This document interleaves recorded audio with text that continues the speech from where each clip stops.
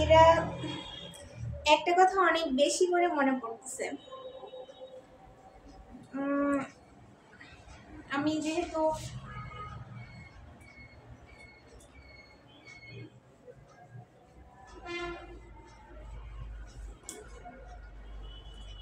আজকে বাড়িতে যাইনি, তো সবাই আমাকে খুব মিস করছে। আমার স্বামী কতবার করে আমাকে একটু ফোন দিল, ভিডিও কলে কয়েকবার করে ফোন দিয়ে আমাকে দেখাইলো।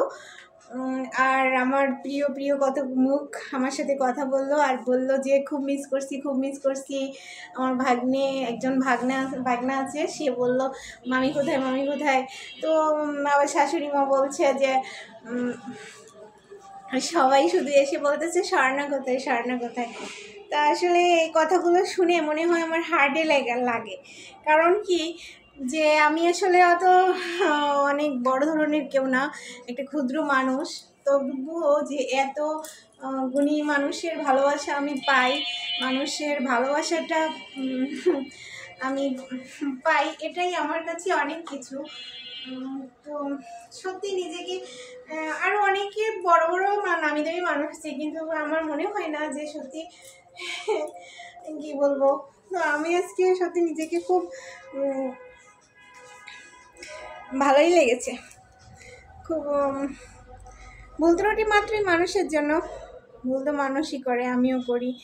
তো সৃষ্টিকর্তার কাছে একটাই প্রার্থনা রেখেছি, সৃষ্টিকর্তা যে ভুলগুলো আমার হয়তো আমার ভিতরে যে মনুষ্যত্বটা যখন কাজ করে না, বা আমি যখন হিংসার প্রতিপন্ন হই, যখন আমার এই ভুলটা আমার করি, তো সেই ভুলটা আমাকে শুধরে নেওয়ার মতো সুযোগ তুমি আমাকে বারবার দিও।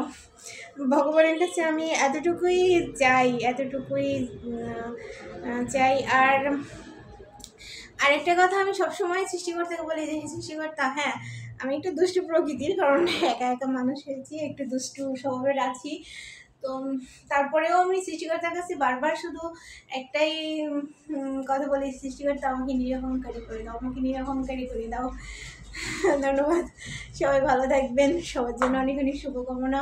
তো আমার আজকে ভালো লাগছিল না, এই জন্য আমি শাড়িটা পরলাম। তো মনটা খুব ছটফটি করতেছিল বলা যায়, সত্যি সত্যি।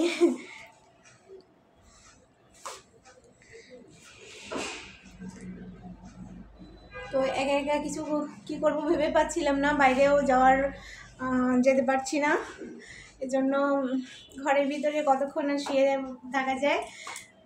আর এই জন্যই আমি অনেকদিন পরে মনে হলো একটু শাড়ি পরি, আর কালকে আমি শাড়ি পরবো, ইচ্ছা আছে কালকেও শাড়ি পরবো।